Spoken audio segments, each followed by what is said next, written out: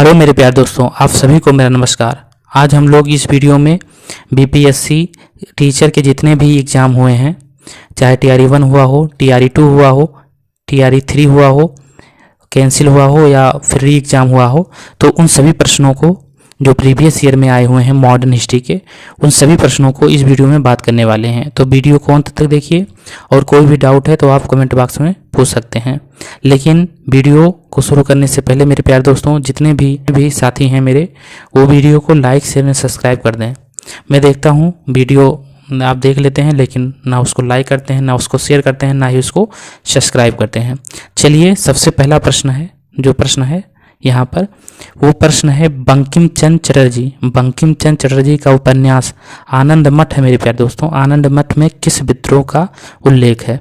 तो यहाँ पर सन्यासी, पागलपंथी या नील, जो आनंद मठ है, आनंद मठ में किस विद्रोह का उल्लेख है? तो आपको बताना है किस विद्रोह का उल्लेख है। तो पहला ऑप्शन है सन्यासी, दूसरा है बी नंबर पागलपंथी, सी नंबर है नील। तो आपको बताना है। आप कमेंट बॉक्स में हर एक प्रश्न का उत्तर आप कमेंट बॉक्स में ज़रूर बताएं ताकि आपका रिवीजन अच्छे से हो जाए। तो सबसे पहले इस प्रश्न का आंसर होगा सन्यासी विद्रोह। कौन सा विद्रोह मेरे प्यारे दोस्तों? सन्यासी विद्रोह। अब सन्यासी विद्रोह को हम लोग डिटेल में जान लेते हैं। जैसे बंकिम चंद्र चटर्जी के उपन्यास आनंद मठ में सन्यासी विद्रोह का उल्लेख किया गया है। तो ये जो आनंद मठ की कहानी है 1772 में, 3 नाम आपको याद रखना है, पूर्णिया, दानापुर और तिरहुत में अंग्रेज और स्थानीय मुस्लिम राजा थे, स्थानीय और मुस्लिम राजा जो थे यहाँ पर मेरे प्यारे दोस्तों, उसके खिलाफ ये विद्रोह आधारित है। यह बंगला भाषा का एक उपन्यास है। जो बंगला भाषा है मेरे प्यारे दोस्तों, क्या कौन सी भाषा है? बंगला भाषा का एक उपन्यास है। इसका प्रकाशन अगर देखा जाए तो इसका प्रकाशन हुआ था 1882 में हुआ था। आनंद मठ का प्रकाशन कब हुआ था मेरे प्यारे दोस्तों? तो 1882 में हुआ था। और आनंद मठ की कहानी 1772 के पूर्णिया, दानापुर और तिरहुत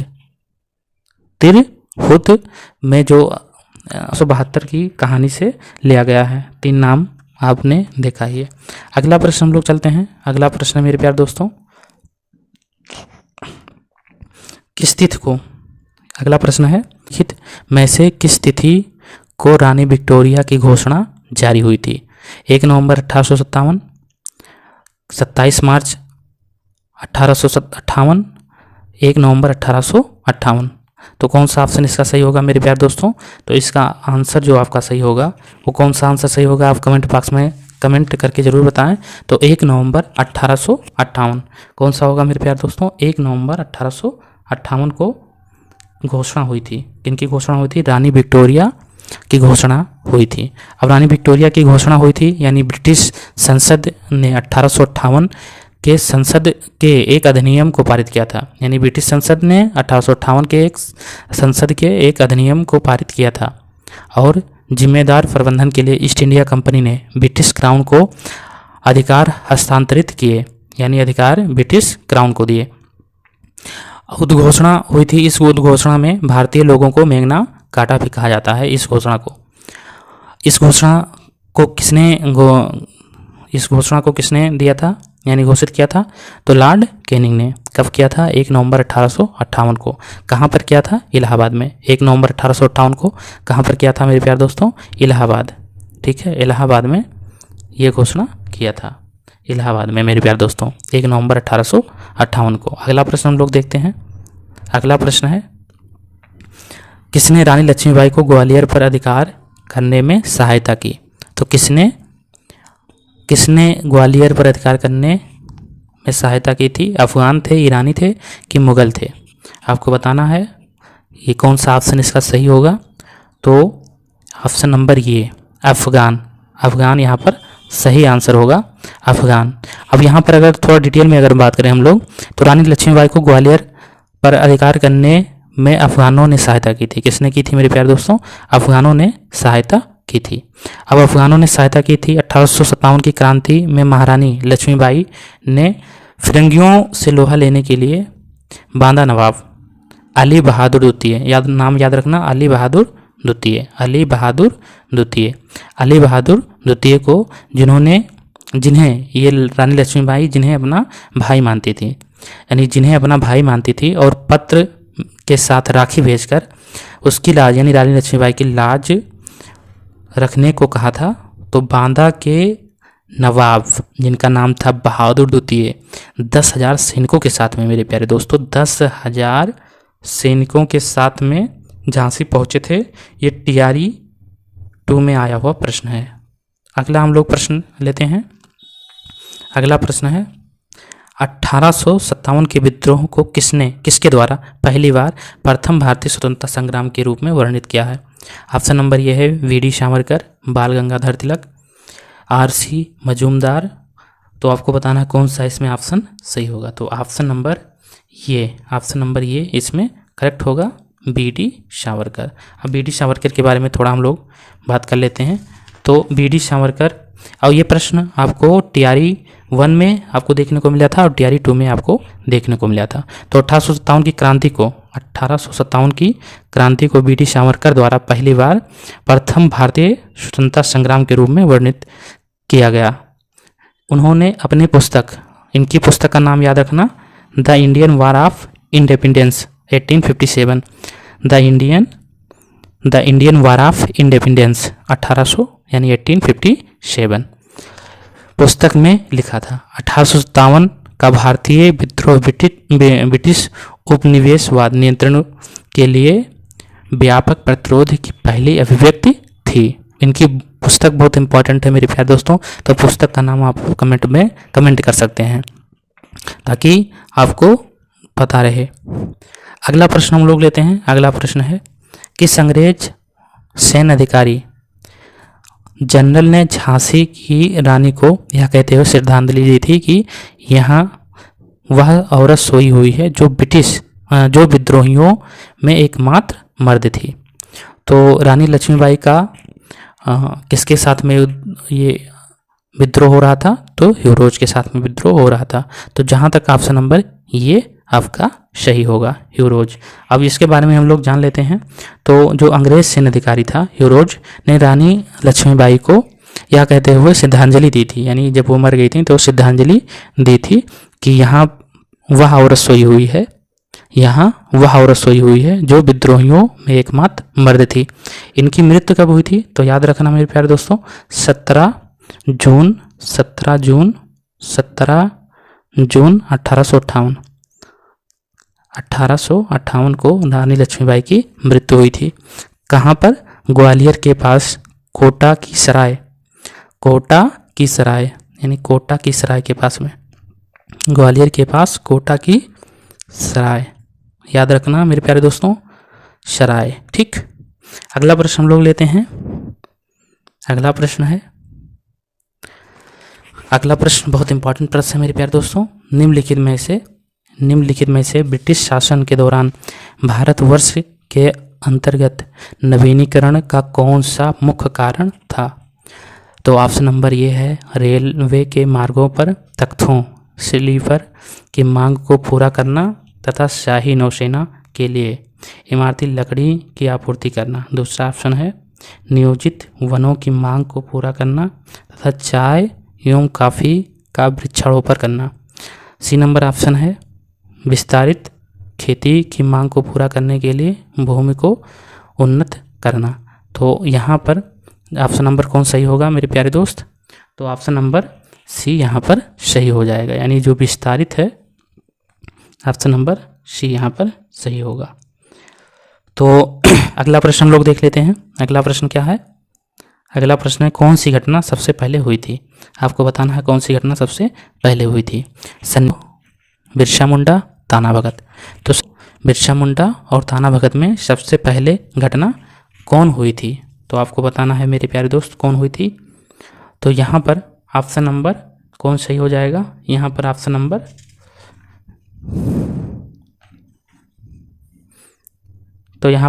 कौन सही हो जाएगा? ऑप्शन नंबर ये सही हो जाएगा। ऑप्शन नंबर ये हमारा राइट हो जाएगा। अब यहाँ पर ध्यान देना, संन्यासी विद्रोह कब होता, संथाल विद्रोह कब होता है? संथाल विद्रोह, तो संथाल विद्रोह यहाँ पर होता है मेरे प्यारे दोस्तों 30 जून 1855। इसके नेता कौन से? सिंधु और कान्हू, ठीक। और उसके बाद में बिरसा मुंडा विद्रोह होता है। तो बिरसा मुंडा विद्रोह कब होता है? 1899 में। 1899 में अगर 1900 ईस्वी दिया हुआ है तो अभी आपका सही होगा। ये विद्रोह झारखंड के छोटा नागपुर पठार में होता। उसके बाद में ताना भगत कब होता है? 1914 से 1920, 1914 से 1920। ये भी झारखंड के छोटा नागपुर पठार में होता है। उसके नेता कौन थे? तो जतरा उराव थे। जतरा उराव ताना भगत आंदोलन के नेता थे। अगला प्रश्न हम लोग देखते हैं, ताना भगत किससे संबंधित है? तो दलित आंदोलन से, आदिवासी आंदोलन से, किसान आंदोलन से। तो ऑप्शन नंबर कौन सही हो जाएगा? आदिवासी आंदोलन, यानी आदिवासी आंदोलन से संबंधित है। अब आदिवासी आंदोलन यानी कब हुआ था ताना भगत आंदोलन? और ये टीआरई आया हुआ, टीआरई 2 में आया हुआ प्रश्न है। तो ये आंदोलन हुआ था मेरे प्यारे दोस्तों 1914 में। अभी हम ऊपर इस वीडियो में बता चुके हैं 1914 से फिर 20 तक। इसके प्रमुख नेता कौन थे? इसके नेता थे जतरा उराव इसके नेता थे ताना भगत आंदोलन के। अगला प्रश्न हम लोग देखते हैं। अगला प्रश्न है मेरे प्यारे दोस्तों, किसके नेतृत्व में संथाल विद्रोह 1855 और 56 में हुआ था? तो अभी हम लोग उसके बारे में बात किए थे, सिंधु और कान्हू के जो नेतृत्व में संथाल विद्रोह हुआ था। कब हुआ था? 1855 से 1856 में ये हुआ था, सिंधु और कान्हू के नेतृत्व में। अब ये संथाल विद्रोह अंग्रेजों और जमींदारों के खिलाफ था। संथाल विद्रोह किसके? अंग्रेजों और किसके? जमींदारों के खिलाफ था। अगला हम लोग राजमहल पहाड़ियों में बसे संथाल जनजातियों ने इसका विद्रोह किया था। कहाँ पर बसे? राजमहल पहाड़ियों, नाम याद रखना, राजमहल पहाड़ियों में बसे संथाल जनजातियों का विद्रोह था मेरे प्यारे दोस्तों। अगला प्रश्न हम लोग देखते हैं। अगला प्रश्न है, निम्नलिखित में से कौन सा विद्रोह आंदोलन लंबी दाढ़ी रखने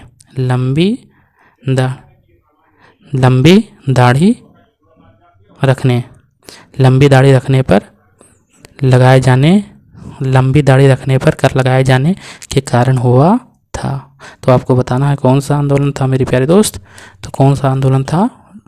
तो यहाँ पर आपका ऑप्शन नंबर सी हो जाएगा, यानी वहावी आंदोलन। कौन सा आंदोलन? वहावी आंदोलन। इसके बारे में लोग जान लेते हैं।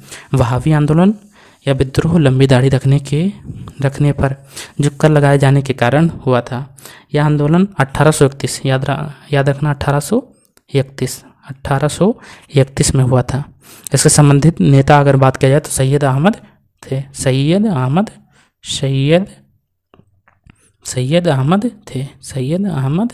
थे मेरे प्यारे दोस्तों, सैयद अहमद थे। अगला हम लोग प्रश्न लेते हैं। अगला प्रश्न है, शोषणकारी शक्तियों के खिलाफ नए कर प्रणाली का विरोध किसने किया? तो यहाँ पर कौन सा ऑप्शन सही होगा? 56 में खानदेश की जनजाति, 56 में बिहार के संथाल, या 50 में छोटा नागपुर पठार, या 50 में छोटा नागपुर की जनजातियों ने। तो कौन सा इसका ऑप्शन सही होगा? तो ऑप्शन नंबर 20 का राइट होगा। ऑप्शन नंबर 20 का क्या होगा? राइट होगा। 1855 में बिहार के संथाल। अगला प्रश्न हम लोग देखते हैं। अगला प्रश्न है मेरे प्यारे दोस्त, 1832-33 के बीच कोल विद्रोह का नेतृत्व किसने किया था? तो कोल विद्रोह का नेतृत्व किसने किया था आपको बताना है। नारायण राव है कि सिंधु और कान्हू ने, देवी नारायण ने? कौन सा इसका ऑप्शन सही होगा? तो इसमें कोई भी नहीं है, ऑप्शन नंबर ये आपका राइट होगा। अब देखो, जो कोल विद्रोह हुआ था, कोल विद्रोह का नेतृत्व बुधू भगत किसने किया था? बुधू भगत। और जोवा भगत ने, जोवा भगत और इंद्राण मानकी जैसे नेताओं ने किया था। कोल विद्रोह एक अन्य आदिवासी समुदाय और अंग्रेजों और स्थानीय जमींदारों के खिलाफ एकजुट किया गया था। विद्रोह मुख्य रूप से जमींदारी व्यवस्था, आर्थिक शोषण, गैर आदिवासी बसने वाले, मेरे प्यारे दोस्तों, ये ब्रिटिश कानूनों के कारण हुआ था, यानी कमज़ोर करने वाले, शासन को कमज़ोर करने वाले ब्रिटिश कानूनों के कारण हुआ था।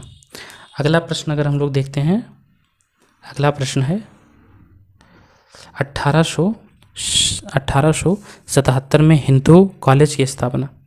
तो हिंदू कॉलेज की स्थापना किसने की थी? तो ये क्वेश्चन आया हुआ है TRE 2 में, यानी कलकत्ता में हिंदू कॉलेज की स्थापना किसने की थी? तो हेनरी विवियन, डेविड हेयर और जोनाथन डंकन। तो यहाँ पर ऑप्शन नंबर बी आपका सही हो जाएगा, डेविड हेयर ने। ऑप्शन नंबर बी आपका सही होगा। उसके बाद में अगर हम लोग बात करें तो कलकत्ता में हिंदू कॉलेज की स्थापना राजा राममोहन राय और डेविड हेयर ने की थी। डेविड हेयर ने। ये हिंदू कॉलेज वर्तमान में प्रेसिडेंसी विश्वविद्यालय के रूप में जाना जाता है। अगला हम लोग प्रश्न देखते हैं मेरे प्यारे दोस्त, देहरादून में इंपीरियल फॉरेस्ट रिसर्च इंस्टीट्यूट की स्थापना किस वर्ष की गई थी? तो देहरादून में इंपीरियल फॉरेस्ट रिसर्च इंस्टीट्यूट की स्थापना कब की गई थी? तो 1906 में, 1904 में, 1905 में। तो 1906 में की गई थी, 1906 में की गई थी मेरे प्यारे दोस्त, 1906 में की गई थी। उसके बाद में अगला प्रश्न है भारत के सर्वेक्षण विभाग की स्थापना किस वर्ष हुई? भारत के सर्वेक्षण विभाग की स्थापना किस वर्ष हुई? तो 1667 में, 1767 में, 1867 में। तो ऑप्शन नंबर 20 का सही होगा, 1767 में इसकी स्थापना होती है। उसके बाद में अगला प्रश्न हम लोग देखते हैं, यूथ बंगाल मूवमेंट की स्थापना का श्रेय किसे जाता है? तो यूथ बंगाल मूवमेंट की स्थापना का श्रेय किसे जाता है? हेनरी विवियन डिरोजियो को, के ईश्वर चंद्र विद्यासागर, राजा राममोहन राय। तो ऑप्शन नंबर आपका ये सही हो जाएगा, हेनरी विवियन। ठीक है मेरे प्यारे दोस्तों, तो यहाँ पर ऑप्शन नंबर ये आपका सही होगा। अगला प्रश्न हम लोग देखते हैं, 1869 में अंतर्देशीय उत्प्रवास अधिनियम ने यह प्रावधान किया था। कौन सा प्रावधान किया था? तो आपको बताना है कौन सा प्रावधान। तो पहला ऑप्शन है वनों को छेड़ने के लिए बागान श्रमिकों को अनुमति की आवश्यकता थी। अगला ऑप्शन है बंगाल श्रमिकों को विवाह की अनुमति नहीं थी। बंगाल श्रमिकों को चाय बागवानों की अनुमति के बिना छोड़ने की अनुमति नहीं थी। तो ऑप्शन नंबर आपका सी सही हो जाएगा, ऑप्शन नंबर सी आपका राइट हो जाएगा। तो 1869 का अंतर्देशीय उत्प्रवाह अधिनियम है, ब्रिटिश भारत में उपनिवेशिक सरकार द्वारा पारित किया गया था। 1859 के अंतर्देशीय उत्प्रवाह अधिनियम के तहत बंगाल श्रमिकों को बिना अनुमति के चाय बागवानों को छोड़ने की अनुमति नहीं थी और उन्हें शायद ही कभी ऐसी अनुमति दी जाती थी, वरना इनको अनुमति नहीं दी जाती थी।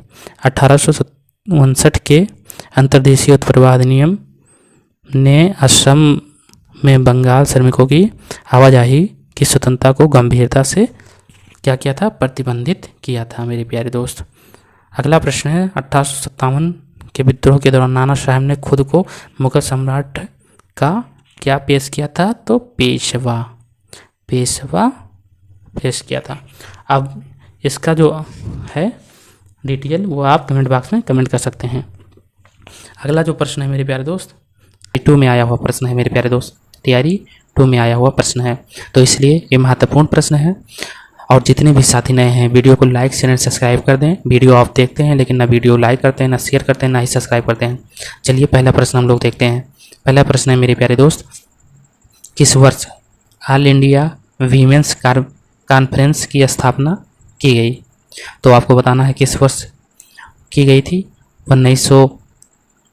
1923 में, 1925 में, 1927 में। तो इसका ऑप्शन नंबर सी सही हो जाएगा। ऑप्शन नंबर सी इसका क्या हो जाएगा, राइट हो जाएगा, 1927 में। ऑल इंडिया वीमेंस कॉन्फ्रेंस की स्थापना 1927 में की गई थी। यह दिल्ली में एक गैर सरकारी संगठन है। क्या है मेरे प्यारे दोस्त, गैर सरकारी संगठन है। अगला प्रश्न देखते हैं। अगला प्रश्न है मेरे प्यारे दोस्त, नव भारत का पैगंबर कौन कहलाता है? नव भारत का पैगंबर कौन कहलाता है? तो राजा राम मोहन राय, दयानंद सरस्वती, दादा भाई नौरोजी। तो आपको बताना है कौन कहलाता है।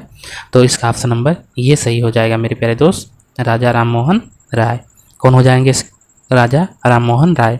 नव भारत का पैगंबर राजा राम मोहन राय को कहा जाता है, क्योंकि ये भारतीयों में राजनीतिक चेतना उत्पन्न करने वाले पहले व्यक्ति थे। क्या थे? राजनीतिक चेतना उत्पन्न करने वाले पहले व्यक्ति थे। इन उद्देश्यों की पूर्ति के लिए वह 1800 कब मेरे प्यारे दोस्त, 1828 में इन्होंने किसकी स्थापना की थी? ब्रह्म समाज की। किसकी स्थापना की थी मेरे प्यारे दोस्त? तो ब्रह्म समाज की स्थापना की थी। ब्रह्म समाज की स्थापना इन्होंने की थी। इनके अनुयायी द्वारा 1836 में बंग भाषा प्रकाशन सभा नामक संस्थाओं की स्थापना हुई थी। अगला प्रश्न हम लोग देखते हैं। अगला प्रश्न है मेरे प्यारे दोस्त, अगला प्रश्न है तैयारी 1 में आया हुआ प्रश्न है। तो इस प्रश्न को हम लोग देखते हैं। ये प्रश्न है, पंजाब में कूका आंदोलन का प्रारंभ। पंजाब में कूका आंदोलन का प्रारंभ। पंजाब में कूका आंदोलन का प्रारंभिक उद्देश्य क्या था? प्रारंभिक उद्देश्य क्या था? सिख धर्म को पुरस्कृत करना, पंजाब में राजनीतिक शक्ति प्राप्त करना, कि कृषक आंदोलन का संगठन। तो आपको बताना है कौन हो जाएगा इसका ऑप्शन। ऑप्शन नंबर ये राइट हो जाएगा। ऑप्शन नंबर ये इसका क्या हो जाएगा, राइट हो जाएगा, यानी सिख धर्म को पुरस्कृत करना। अगला प्रश्न है, अगला प्रश्न हम लोग देखते हैं। अगला प्रश्न है, कौन सा कथन सही है? तो आपको बताना है कौन सा कथन सही है। पहला कथन है, राजा राम मोहन राय नवीन शिक्षा के अग्रणी थे। दूसरा है, स्वामी दयानंद ने भारतीयों के लिए का नारा दिया। फिर तीसरा ऑप्शन है, विवेकानंद ने विश्व धर्म संसद में भाग लिया। तो इसका ऑप्शन नंबर कौन सही हो जाएगा? ऑप्शन नंबर इसका डी राइट हो जाएगा। अब डी इसलिए हो जाएगा उपयुक्त में से एक से अधिक, क्योंकि राजा राम मोहन राय को भारत का नव जागरण का अग्रदूत कहा जाता है। नव जागरण का अग्रदूत किसे कहा जाता है? राजा राम मोहन राय को। ये नवीन शिक्षा के अग्रदूत रहे हैं। ठीक है, ये याद रखना, पहला ऑप्शन हो गया। हिंदू कॉलेज की स्थापना कब करते हैं? 1817 में करते हैं। हिंदू कॉलेज की स्थापना 1817 में करते हैं। कहाँ पर करते हैं आपको बताना है। फिर है आगे, ये क्या करते हैं? वेदांत कॉलेज की स्थापना करते हैं। कब करते हैं ये? वेदांत कब करते हैं? 1925 में। 1925 में। और ये कहाँ पर करते हैं आपको बताना कमेंट बॉक्स में। स्वामी दयानंद सरस्वती ने किसकी आर्य समाज की स्थापना कब की थी? 1875 में की थी। 1875 में की थी। ठीक है मेरे प्यारे दोस्त, स्वदेशी व हिंदी का समर्थन करने वाले यह प्रथम संगठन था। इनका मानना था कि भारत भारतीयों के लिए है। ऑप्शन नंबर 20 का भी राइट होगा। और फिर उसके बाद में स्वामी विवेकानंद ने रामकृष्ण मिशन की स्थापना 1897 में की थी। इन्होंने 1893 में अमेरिका के शिकागो शहर में आयोजित विश्व धर्म सम्मेलन का नेतृत्व किया था। कौन? विवेकानंद। तो ये सही है, ऑप्शन नंबर तीनों इसका राइट है। अगला प्रश्न हम लोग देखते हैं। इंडिया फॉर इंडियन प्रसिद्ध नारा किसने दिया? अब ये कब आया हुआ प्रश्न है मेरे प्यारे दोस्त? तो ये आया हुआ है TRE 2 में आया हुआ प्रश्न है। तो ये प्रश्न है, इंडिया फॉर इंडियंस प्रसिद्ध नारा किसने दिया? राजा राम मोहन राय, स्वामी दयानंद सरस्वती, स्वामी विवेकानंद। तो आपको बताना किसने दिया था। तो ऑप्शन नंबर इसका बी राइट हो जाएगा। ऑप्शन नंबर बी इसका क्या हो जाएगा? राइट हो जाएगा, दयानंद सरस्वती। तो दयानंद सरस्वती का नारा क्या था? इंडिया फॉर इंडियंस प्रसिद्ध नारा इन्होंने दिया था। किसने दिया था? तो स्वामी दयानंद सरस्वती जी ने ये नारा दिया था। और ये बम्बई में कब आर्य समाज की स्थापना की थी? तो आर्य समाज की स्थापना इन्होंने 1875 में की थी। 1875 में मुंबई में आर्य समाज की स्थापना की थी। अगला प्रश्न हम लोग देखते हैं। अगला प्रश्न है टीआरई 2 में आया हुआ प्रश्न है, देख लें, ये देख लीजिए, टीआरई 2 में आया हुआ प्रश्न है। ये प्रश्न है मेरे प्यारे दोस्त कि भारत में सेल्फ रिस्पेक्ट मूवमेंट किसने प्रारंभ किया? भारत में सेल्फ रिस्पेक्ट मूवमेंट किसने प्रारंभ किया? तो ज्योतिबा फुले ने, नारायण स्वामी, बी.आर. अम्बेडकर। तो ये कौन हो जाएंगे मेरे प्यारे दोस्त? तो इसका ऑप्शन नंबर ई सही हो जाएगा, इनमें से कोई नहीं। अब कौन करते हैं ये? तो 1925 में। कब? 1925 में। इसका ऑप्शन नंबर कौन सही होगा? ऑप्शन नंबर ये इसका राइट हो जाएगा। अब 1925 में क्या होता है मेरे प्यारे दोस्त? 1925 में रामास्वामी नायकर द्वारा तमिलनाडु में आत्मसम्मान आंदोलन यानी सेल्फ रिस्पेक्ट मूवमेंट की शुरुआत हुई थी। तो कौन थे? रामास्वामी नायकर ने 1925 में तमिलनाडु में सेल्फ रिस्पेक्ट मूवमेंट की शुरुआत की थी। अगला प्रश्न हम लोग देखते हैं, आर्य समाज की स्थापना किसने की थी? अभी हम आपको बताए हैं आर्य समाज की स्थापना किसने की थी। तो आर्य समाज की स्थापना स्वामी दयानंद सरस्वती ने की है। स्वामी दयानंद सरस्वती, ऑप्शन नंबर 20 का राइट हो जाएगा। स्वामी दयानंद सरस्वती ने कब की है? 1875 में। और कहाँ पर की थी? मुंबई में। कहाँ पर की है?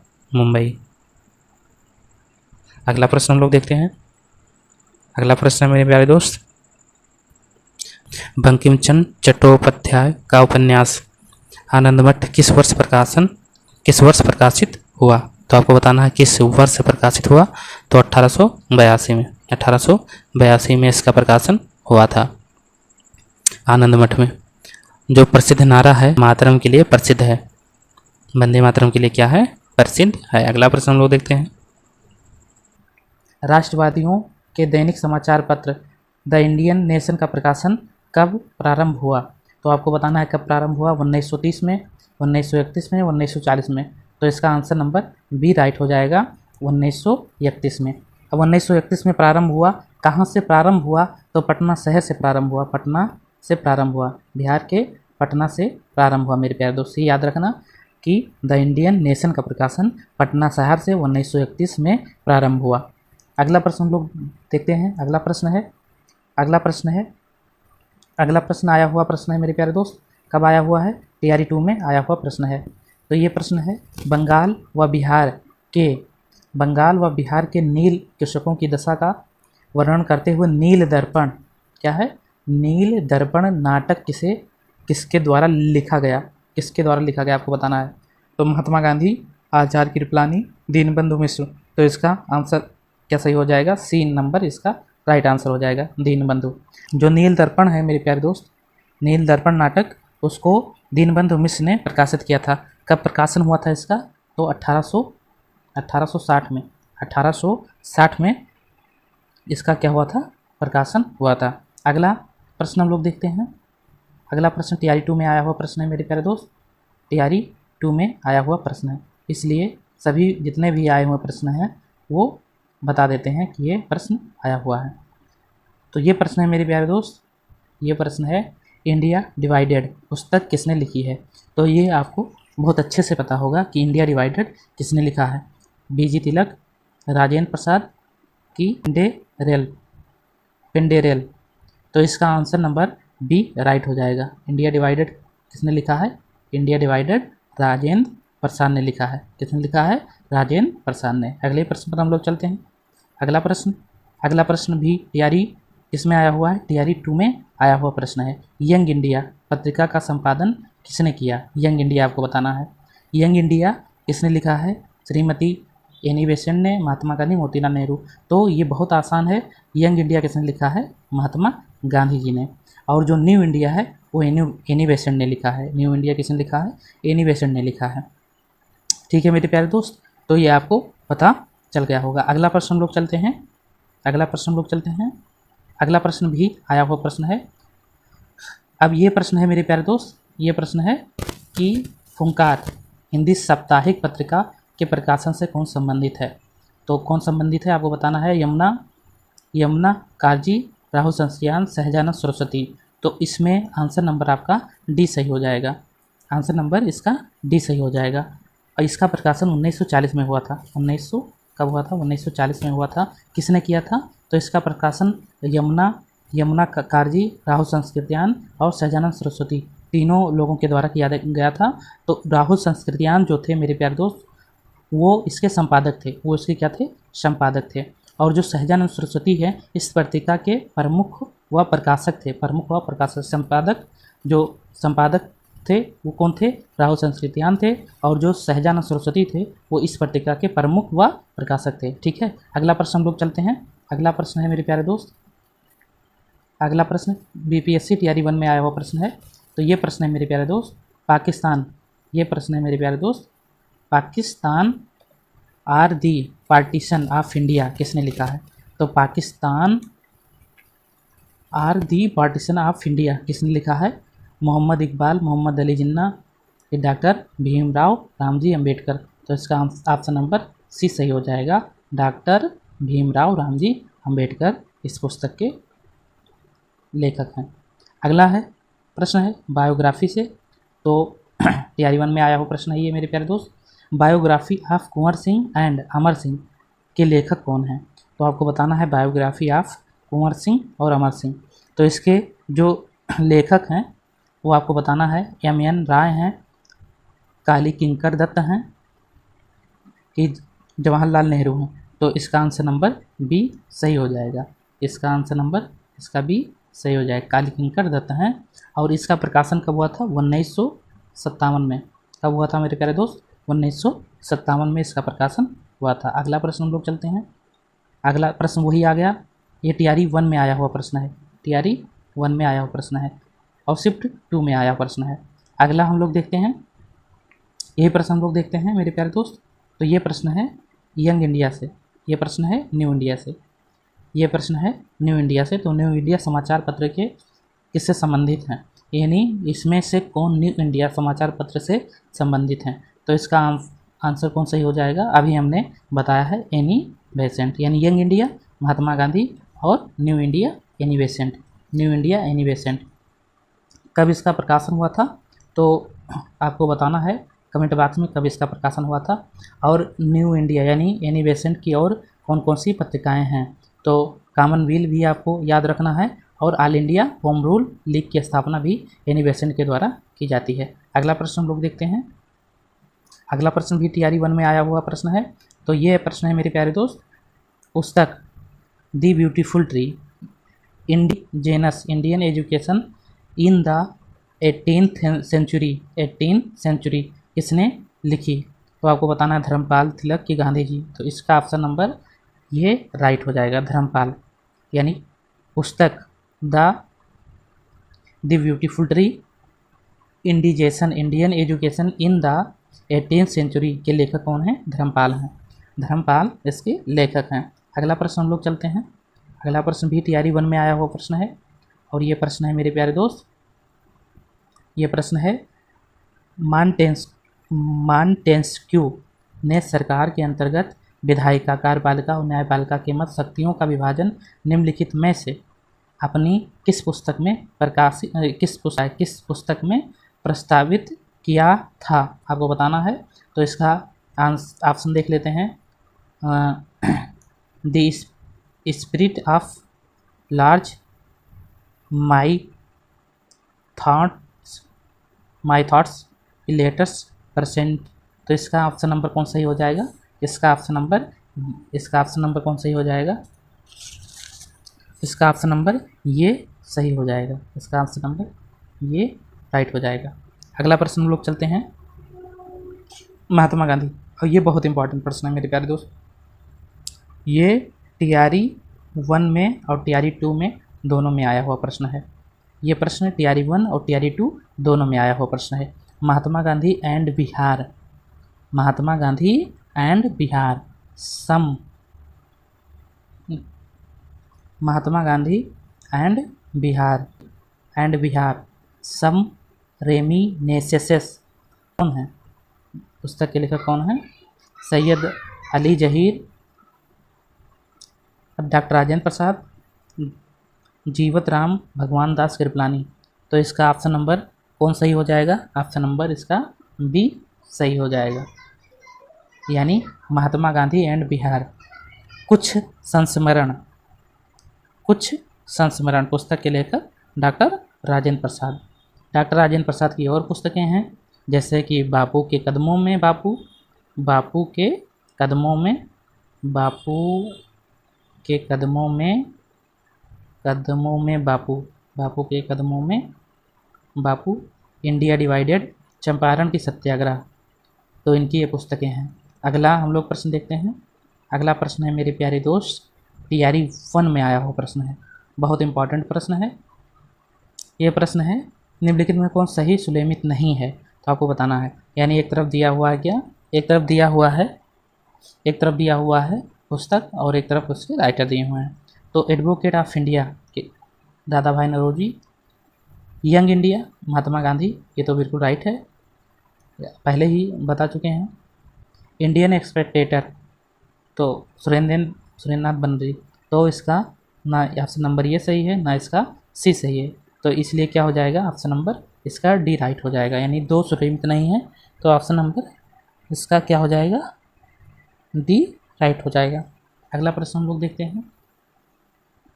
अगला प्रश्न है मेरे प्यारे दोस्त, अगला प्रश्न है,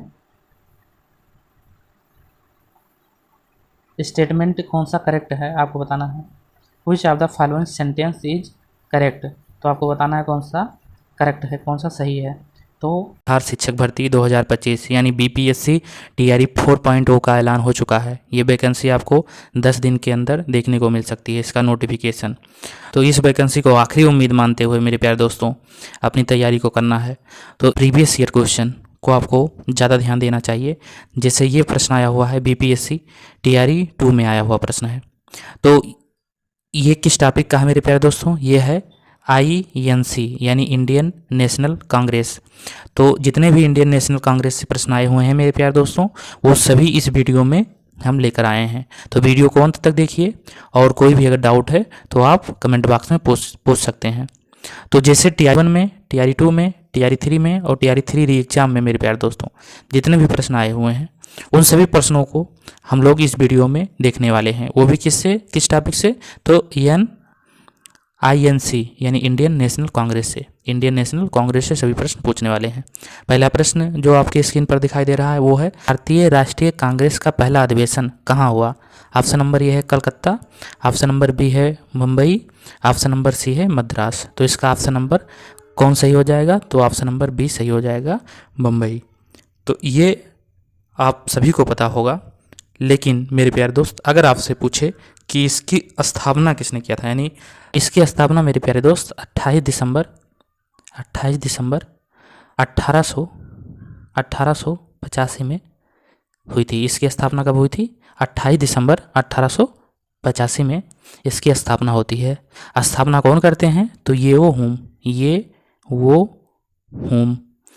हुम करते हैं मेरे प्यारे दोस्तों। अगर आपकी तैयारी बहुत बढ़िया है मेरे प्यारे दोस्त, तो आप कमेंट बॉक्स में बताइए कि ये वो हुम कहाँ के निवासी थे। ये प्रश्न है, अगर आप तैयारी कर रहे हैं BPSC टीचर की, तो आपको ये पता होगा कि ये वो हुम कहाँ के निवासी हैं। ये कमेंट बॉक्स में आप बताइए कि कहाँ के निवासी थे। पहला अध्यक्ष अगर बात किया जाए, अध्यक्ष कौन थे? अध्यक्ष अगर अध्यक्ष की बात किया जाए मेरे प्यारे दोस्त, अगर अध्यक्ष की बात किया जाए मेरे प्यारे दोस्त तो अध्यक्ष कौन थे? तो WC बनर्जी। इनका पूरा नाम बेमेश चंद बनर्जी था। आपको बताना है मेरे प्यारे दोस्त कि 1886 और 1887 में कहाँ और किसने अध्यक्षता की। मेरा प्रश्न है मेरे प्यारे दोस्त कि 1886 और 1887 में कहाँ और किसने अध्यक्षता की है। तो चलिए हम लोग अगले प्रश्न में चलते हैं। ये प्रश्न TRE 3 में आया हुआ है, TRE 3 में आया हुआ प्रश्न है 1 to 5 में।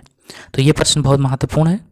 ये प्रश्न है मेरे प्यारे दोस्त कि 1885 में, कब? 1885 में भारतीय राष्ट्रीय कांग्रेस की स्थापना किसने की थी? यहाँ पर ध्यान देना मेरे प्यारे दोस्त, स्थापना पूछ रहा है, ना कि अध्यक्ष पूछ रहा है। तो सबसे पहला ऑप्शन दिया हुआ है सुरेंद्रनाथ बनर्जी, दूसरा ऑप्शन है गोपाल कृष्ण गोखले, तीसरा ऑप्शन है यानी सी नंबर ऑप्शन है दादा भाई नौरोजी। तो यहाँ पर मेरे प्यारे दोस्त इसका ऑप्शन नंबर ई राइट हो जाएगा। ऑप्शन नंबर क्या? ई राइट हो जाएगा, उपयुक्त में से कोई नहीं, क्योंकि अभी हमने बताया है कि स्थापना कौन करते हैं? ये वो हुम करते हैं। स्थापना कौन करते हैं? ये वो हुम करते हैं, ये वो हुम करते हैं। और इसके पहले अध्यक्ष कौन थे? तो WC बनर्जी। याद रखना कब होती है? 28 दिसंबर से 31 दिसंबर के बीच में होती है, 28 दिसंबर से 31 दिसंबर के बीच में होती है। और 1885 में इसकी स्थापना होती है। कब होती है? 1885 में इसकी स्थापना होती है। पहला अधिवेशन इसका कहाँ होता है? मुंबई में, लेकिन ये होना कहाँ होता है? ये होना होता है पुणे में, लेकिन इसको क्या किया जाता है? स्थगित करके मुंबई में शिफ्ट किया जाता है। अगला प्रश्न है मेरे प्यारे दोस्त, अगला प्रश्न है भारतीय राष्ट्रीय कांग्रेस की प्रथम महिला अध्यक्ष कौन थी? भारतीय राष्ट्रीय कांग्रेस की प्रथम महिला अध्यक्ष कौन थी? कस्तूरबा गांधी, एनी बेसेंट, कमला नेहरू। तो ऑप्शन नंबर इसका बी राइट हो जाएगा। ऑप्शन नंबर क्या? बी इसका राइट हो जाएगा, एनी बेसेंट। अब एनी बेसेंट कब होती हैं? तो आपको पता होगा 1917 में।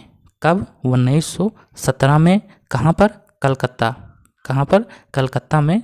ये भारतीय राष्ट्रीय कांग्रेस की पहली महिला एनी बेसेंट को बनाया जाता है।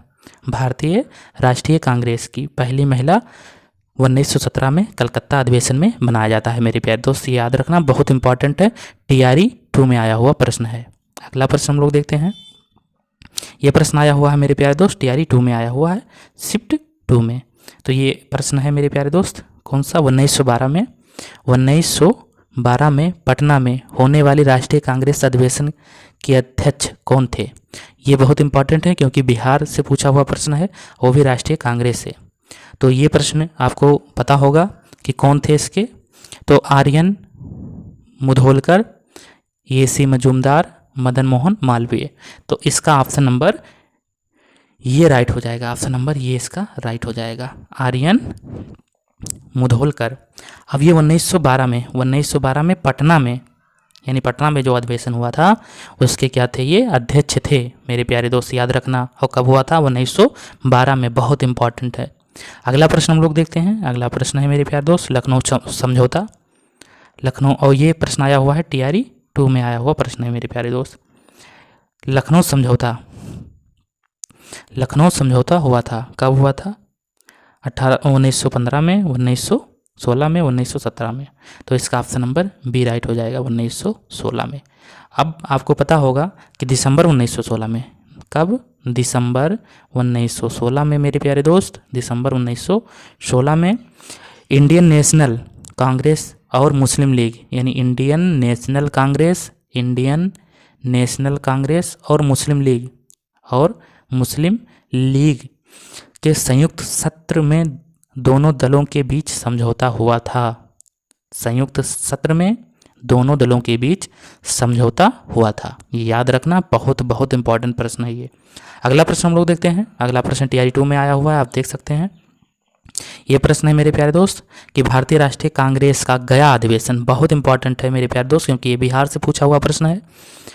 भारतीय राष्ट्रीय कांग्रेस का गया अधिवेशन किस वर्ष हुआ और किसने इसकी अध्यक्षता की थी?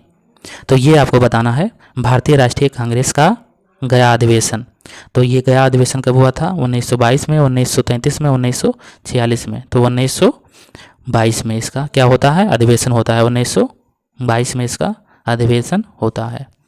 अब याद रखना मेरे प्यारे दोस्त, 1922 में इसका अधिवेशन होता है गया में। अब इसके अध्यक्ष अगर बात किया जाए तो इसके अध्यक्ष थे CR दास। इसके अध्यक्ष कौन थे? CR दास। याद रखना मेरे प्यारे दोस्त, यानी गया 1922 में CR दास ने अध्यक्षता की थी। गया अधिवेशन 1922 में हुआ था। 1930 में अगर बात किया जाए, 1923 में, तो ये मोतीलाल नेहरू ने स्वराज पार्टी की स्थापना की थी, यानी CR दास और मोतीलाल नेहरू ने 1923 में स्वराज पार्टी की स्थापना यानी गठन किया था।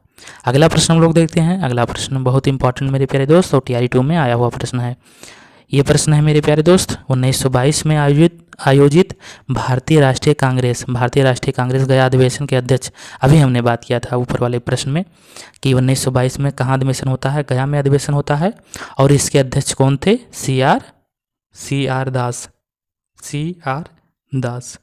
CR दास इसके क्या होते हैं? इसके अध्यक्ष होते हैं। अगला प्रश्न हम लोग देखते हैं। CR दास का पूरा नाम आप कमेंट बॉक्स में कमेंट कर सकते हैं। अगला प्रश्न है मेरे प्यारे दोस्त, अगला प्रश्न है चंपारण समस्या चर्चा का विषय बना। तो आपको बताना है चंपारण समस्या चर्चा का विषय बना, यानी ये प्रश्न आया हुआ है TRE 2 में आया हुआ प्रश्न है। ये प्रश्न बहुत इंपॉर्टेंट है मेरे प्यारे दोस्त। भारतीय राष्ट्रीय कांग्रेस के किस अधिवेशन में चंपारण समस्या यानी चर्चा का विषय बना? तो सबसे पहले मेरे प्यारे दोस्त कांग्रेस के किस अधिवेशन में चंपारण समस्या पर चर्चा की गई थी? तो 1911 कलकत्ता, 1919 पटना, 1940 रामगढ़।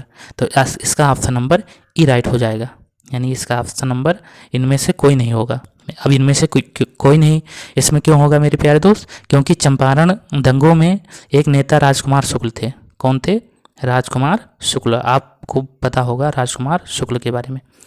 तो ये राजकुमार शुक्ल थे, तो इन्होंने गांधी जी को चंपारण लाने में कामयाबी हासिल की थी 1916 में। कब? 1916 में कांग्रेस के अधिवेशन। और ये अधिवेशन कहाँ हो रहा था? तो ये अधिवेशन लखनऊ में हो रहा था, यानी 1916 का अधिवेशन लखनऊ में हो रहा था। और वहीं पर इन्होंने क्या किया था? गांधी जी से मुलाकात की थी। ठीक है मेरे प्यारे दोस्तों, मुलाकात की थी और लाने में चंपारण समस्या पर इन्होंने बात रखी थी। अगला प्रश्न हम लोग देखते हैं। अगला प्रश्न है मेरे प्यारे दोस्त, ये भी बहुत इंपॉर्टेंट प्रश्न है, TRE 1 में आया हुआ प्रश्न है। तो ये प्रश्न है मेरे प्यारे दोस्त, भारतीय राष्ट्रीय कांग्रेस के किस अधिवेशन में पूर्ण स्वराज का सिद्धांत गृहीत हुआ था? आपको बताना है किस अधिवेशन में पूर्ण स्वराज की। तो ऑप्शन नंबर ये है कानपुर अधिवेशन 1925, लाहौर अधिवेशन 1929, कराची अधिवेशन 1931। कि इनमें से कोई नहीं कि एक से अधिक आपको बताना है। तो इसका ऑप्शन नंबर बी राइट हो जाएगा, लाहौर अधिवेशन 1929 में। लाहौर अधिवेशन 1929 में मेरे प्यारे दोस्त पूर्ण स्वराज की बात रखी गई थी। 26 जनवरी 1930 से पूर्ण स्वराज दिवस के रूप में मनाया जाने लगा, यानी पूर्ण स्वराज दिवस के रूप में मनाया जाने लगा। अगला प्रश्न है मेरे प्यारे दोस्त, TRE 1 में आया हुआ प्रश्न है। ये प्रश्न है मेरे प्यारे दोस्त, ये प्रश्न है सुभाष चंद्र बोस भारतीय राष्ट्रीय कांग्रेस के त्रिपुरी अधिवेशन। अब त्रिपुरी अधिवेशन कब हुआ था? त्रिपुरी अधिवेशन में किसको हराकर अध्यक्ष बने थे? यानी त्रिपुरी अधिवेशन में किसको हराकर अध्यक्ष बने थे? सीतार मैया की रास बिहारी बोस की जवाहरलाल नेहरू। तो ऑप्शन नंबर ये इसका राइट हो जाएगा, पट्टाभी सीतार मैया। ना मेरे प्यारे दोस्त, जो त्रिपुरी अधिवेशन है ये 1939 में हुआ था। त्रिपुरी अधिवेशन 1939 में हुआ था। कहाँ पर है ये त्रिपुरी? तो MP में है। कहाँ पर है? MP में है मेरे प्यारे दोस्त। और पट्टाभी सीतारामैया को हराकर अध्यक्ष बने थे।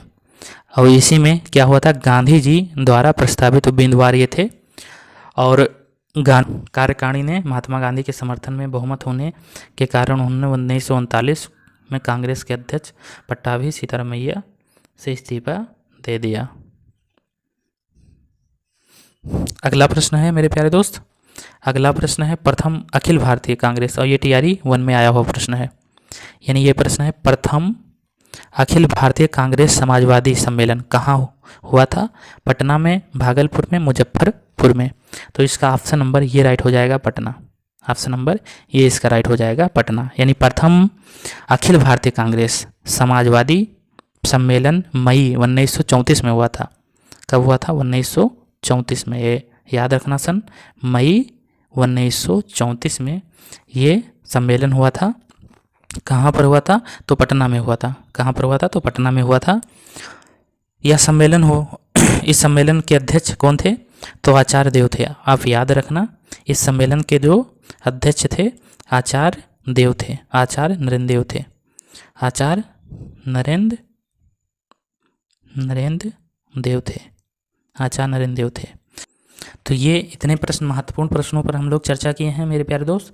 वीडियो कैसा लगा आप कमेंट बॉक्स में कमेंट कर सकते हैं, और जितने भी साथी नए हैं वो वीडियो को please like share and subscribe कर दें, ताकि हमको भी एक मोटिवेशन। और कोई भी डाउट है तो आप कमेंट बॉक्स में पूछ सकते हैं। जैसे ये प्रश्न जो आया हुआ है मेरे प्यारे दोस्त, ये प्रश्न आया हुआ है टीआरई 2 में। ऐसे ही जितने भी प्रश्न आए हुए हैं सबका नीचे लिखा हुआ है कि ये किस बीपीएससी किस टीआरई में आया हुआ प्रश्न है। तो वीडियो को अंत तक देखिए। चलिए हम लोग शुरू करते हैं। पहला प्रश्न है, मानव गुर्दे की कोशिका में लिंग गुणसूत्रों की संख्या होती है। तो 1 जोड़ी, 2 जोड़ी, 3 जोड़ी। तो इसका ऑप्शन नंबर ये राइट हो जाएगा, 1 जोड़ी होती है। ठीक है मेरे प्यारे दोस्त। तो यानी 22 जोड़ी तो समान होती है महिला पुरुष में। महिला पुरुष में क्या होती हैं? 22 जोड़ी जो होती हैं मेरे प्यारे दोस्त, 22 जोड़ी समान होती हैं। और जो 23वीं जोड़ी होती है मेरे प्यारे दोस्त, 23वीं जोड़ी जो होती है वो अलग अलग होती है। यानी अगर यक्स की अगर बात करें और यक्स वाई की अगर बात करें, तो यक्स किस में होता है? फीमेल में होता है। और यक्स वाई किस में होता है? मेल में होता है। ये याद रखना। यानी 1 जोड़ी अलग होती है, 22 जोड़ी समान होती है। यानी कुल मिलाकर 46 गुणसूत्र होते हैं। कितने? 46 गुणसूत्र होते हैं। टीआरई 2 में आया हुआ प्रश्न है। अगला प्रश्न हम लोग देखते हैं। गुणसूत्र पर जिन की व्यवस्था होती है, यानी चक्रीय की विसरित की रेखिक। तो आपको बताना है कौन सी होती है। तो इसका ऑप्शन नंबर सी सही हो जाएगा। ऑप्शन नंबर सी इसका राइट हो जाएगा, रेखिक होती है। यानी गुणसूत्र पर जीन की व्यवस्था होती है रेखीय होती है, यानी रेखिक होती है। अगला प्रश्न हम लोग देखते हैं कि प्रतिरोधक क्षमता से जुड़ी सबसे महत्वपूर्ण कोशिका होती है। प्लेटलेट होती है, लिम्फोसाइट होती है, कि आरबीसी होती है। तो इसका ऑप्शन नंबर बी राइट हो जाएगा, लिम्फोसाइट होती है। अगला प्रश्न हम लोग देखते हैं। अगला प्रश्न है, बायोफाइट में बीजाणु मात्र कोशिका होती है। तो इसमें कौन सा ऑप्शन सही हो जाएगा? आगुणित होती है, द्विगुणित होती है, त्रिगुणित होती है। तो यह ऑप्शन नंबर बी इसका राइट हो जाएगा, द्विगुणित होती है। अब अगला प्रश्न हम लोग देखते हैं। अगला प्रश्न भी बहुत महत्वपूर्ण है। और ये प्रश्न कब आया हुआ मेरे प्यारे दोस्त? जो अभी हम लोग, ये प्रश्न आया हुआ है टीआरई 1 में, ये प्रश्न आया हुआ है। अगला प्रश्न हम लोग देखते हैं। अगला प्रश्न है, ये प्रश्न भी टीआरई 1 में आया हुआ है। टीआरई 1 में आया हुआ है, शिफ्ट 2 में। अब अगला ये प्रश्न है मेरे प्यारे दोस्त, ऊर्जा उत्पादन के लिए कोशिका प्रायः किसका उपयोग करती है? अमीनो अम्ल का, ग्लूकोज का, कि वसा का? तो इसका ऑप्शन नंबर कौन सही हो जाएगा? ऑप्शन नंबर बी सही हो जाएगा। ग्लूकोज का और जो रासायनिक सूत्र होगा वो आप कमेंट बॉक्स में कमेंट कीजिए, ताकि आपको भी पता रहे कि हाँ ग्लूकोज का ये रासायनिक सूत्र होता है। अगला प्रश्न हम लोग देखते हैं। अगला प्रश्न है मेरे प्यारे दोस्त, टीआरई 2 में आया हुआ प्रश्न है। टीआरई 2 में आया हुआ प्रश्न है। टीआरई 2 में आया हुआ प्रश्न है, वह एंजाइम जो हमारे मुंह में भोजन के साथ मिलता है, पेप्सिन, पेरोक्सीडेज, एमाइलेज। तो इसका ऑप्शन नंबर कौन सही हो जाएगा? ऑप्शन नंबर इसका सी सही हो जाएगा, एमाइलेज। एमाइलेज इसका ऑप्शन नंबर सी इसका राइट हो जाएगा, एमाइलेज। अगला प्रश्न हम लोग देखते हैं। विटामिन बी का रासायनिक नाम क्या है? आपको बताना है। विटामिन B12 का रासायनिक नाम क्या है? थायमिन है, राइट हो जाएगा, कोबालामिन है। अब ये प्रश्न कब आया हुआ है? टीआरई 1 में ये प्रश्न आया हुआ है। अगला प्रश्न हम लोग देखते हैं। और ये प्रश्न क्या है, थोड़ा सा इसका डिटेल हम लोग देख लें। विटामिन ए का रासायनिक नाम रेटिनाल है। विटामिन ए का रासायनिक नाम रेटिनाल है। विटामिन B1 का थायमिन, B2 का साइनोफ्लेविन, B6 का पायरिऑक्सिन, B12 का कोबालामिन है, साइनोकोबालामिन है। C का अस्कर्बिक एसिड है, यानी अस्कर्बिक अम्ल है। D का कैल्सीफेराल है। और E का टोकोफेराल है। और K का फ्लोक्विनोन है। अगला प्रश्न हम लोग देखते हैं। अनुवांशिक। अगला प्रश्न है मेरे प्यारे दोस्त, अगला प्रश्न है, अनुवांशिकता शब्द का रूप से किसे संदर्भित करता है? तो शरीर संरचना, अर्धसूत्री विभाजन, अनुवांशिकी। तो इसका ऑप्शन नंबर क्या सही हो जाएगा? अनुवांशिकी। अगला प्रश्न हम लोग देखते हैं। अगला प्रश्न है मेरे प्यारे दोस्त कि एक पीढ़ी से दूसरी पीढ़ी में वंशागत के अध्ययन को कहते हैं। अनुवांशिकी सूक्ष्म जैविक कोष का विभाजन। तो एक पीढ़ी से दूसरे पीढ़ी में क्या होता है, आनुवांशिकी होता है। अगला प्रश्न हम लोग देखते हैं। और ये प्रश्न टीआरई 2 में आया हुआ प्रश्न है मेरे प्यारे दोस्त। ये प्रश्न कब आया हुआ है, टीआरई 2 में आया हुआ। ये प्रश्न है कि किसी गुणसूत्र पर जीनों की अपेक्षा स्थिति ज्ञात करने के लिए, यानी स्थिति ज्ञात करने के लिए ज्ञात करने की प्रक्रिया कहलाती है। यानी किसी गुणसूत्र पर जीनों की अपेक्षित स्थिति ज्ञात करने की प्रक्रिया कहलाती है। जीनोम का चलना, गुणसूत्र का चलना, जीन मानचित्र। तो इसका क्या हो जाएगा मेरे प्यारे दोस्त, इसका ऑप्शन नंबर इसका कौन सा सही हो जाएगा मेरे प्यारे दोस्त, ऑप्शन नंबर सी सही हो जाएगा। यानी जीन मानचित्र हो जाएगा। ये कब आया हुआ प्रश्न है, टीआरई 1 में आया हुआ प्रश्न है। अगला प्रश्न हम लोग देखते हैं। अगला प्रश्न है माता पिता से संतति में लक्षणों के पहुंचने की प्रक्रिया को कहते हैं। तो ये क्या कहते हैं, ये हो जाएगा ऑप्शन नंबर बी, अनुवांशिकता हो जाएगा इसका ऑप्शन नंबर। और ये कब आया हुआ, टीआरई 1 में आया हुआ प्रश्न है मेरे प्यारे दोस्त। अगला प्रश्न हम लोग देखते हैं। अगला प्रश्न है मेरे प्यारे दोस्त प्रकाश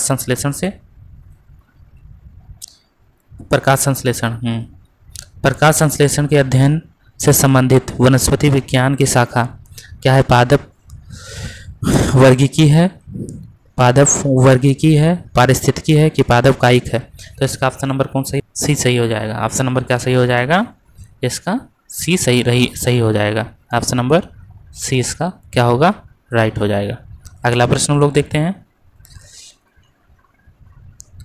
मृत जीवों के अपघटक हैं। मृत जीवों के क्या हैं, अपघटक हैं। वायरस हैं कि जीवाणु हैं कि कवक हैं। तो आपको बताना है क्या है, तो इसका ऑप्शन नंबर डी सही हो जाएगा। यानी more than one of the above, उपरोक्त में से एक से अधिक। अब इसमें देखिए सूक्ष्म। अगला प्रश्न है मेरे प्यारे दोस्त, निम्नलिखित में से कौन सी एक फलीदार फसल है, दलहन, ज्वार, बाजरा। तो इसका ऑप्शन नंबर ये राइट हो जाएगा, दलहन। अगला प्रश्न हम लोग देखते हैं।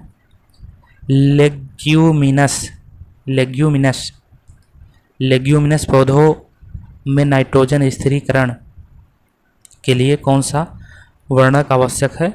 तो एंथोसाइनिन, लेग हीमोग्लोबिन की फाइकोसाइनिक। तो आपको बताना कौन सा सही हो जाएगा। तो इसका ऑप्शन नंबर सही हो जाएगा वी, लेंग हीमोग्लोबिन टीआरई 2 में आया हुआ प्रश्न है। अगला प्रश्न हम लोग देखते हैं।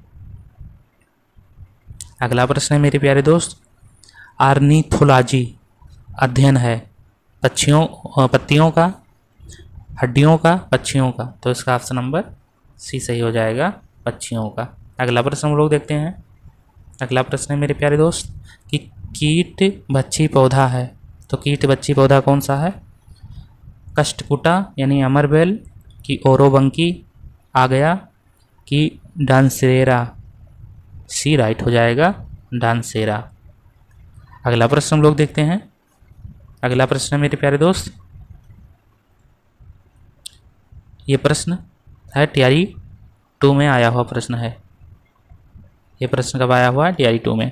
किसी पेड़ की उम्र की गणना की जाती है शाखाओं की संख्या की गणना से, कि ज़मीन से 1 मीटर ऊपर तने के घेरे की माप से, पेड़ की ऊंचाई की माप से।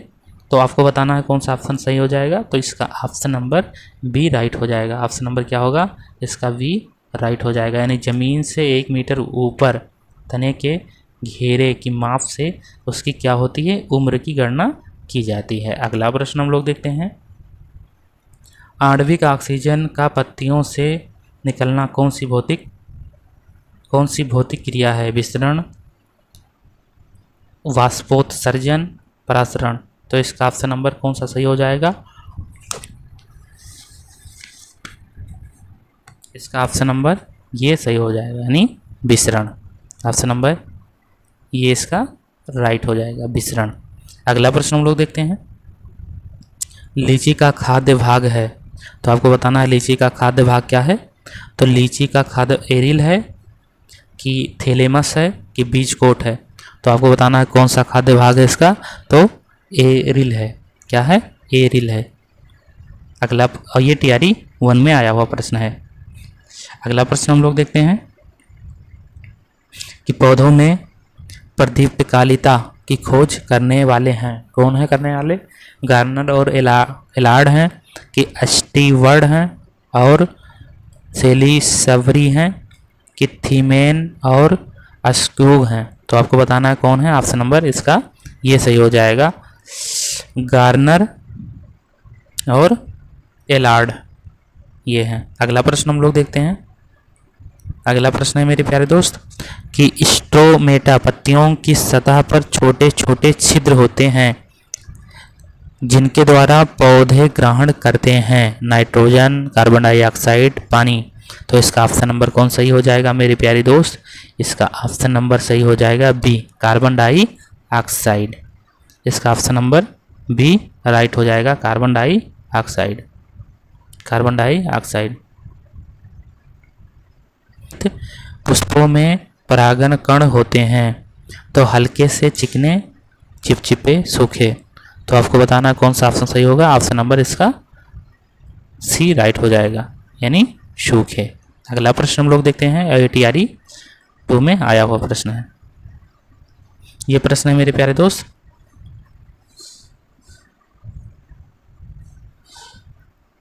ये प्रश्न है कि पौधों की जड़ों में मृदा से जल प्रवेश का कारक है वायुदाब, कोशिका तत्व, दाब, कोशिका तत्व की ऑस्मोटिक दाब। तो ऑप्शन नंबर सी इसका राइट हो जाएगा, ऑस्मोटिक। क्या हो जाएगा मेरे प्यारे दोस्त? ऑस्मोटिक दाब, ऑस्मोटिक दाब हो जाएगा। अगला प्रश्न हम लोग देखते हैं। अगला प्रश्न है मेरे प्यारे दोस्त कि अदरक एक भूमिगत तना है एवं जड़ नहीं, क्योंकि यह खाद्य सामग्री का भंडारण करता है। इनमें गांठ एवं पर्व होते हैं, इनमें क्लोरोफिल की कमी होती है। तो इसका ऑप्शन नंबर डी राइट हो जाएगा।